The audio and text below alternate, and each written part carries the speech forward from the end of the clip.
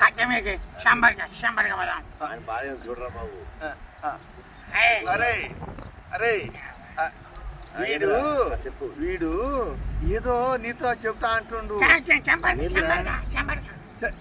ఏంద్రా ఒరేయ్ నిన్న పోయినా కదా మళ్ళీ ఎందుకులే పోదాంలే. అది కాదు అంటుండ్రా.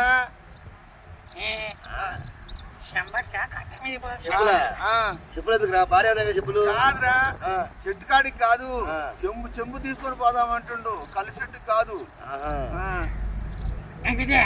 నాకు చెవునికి రావాలి కదా, నీకు కావాలి. నాకు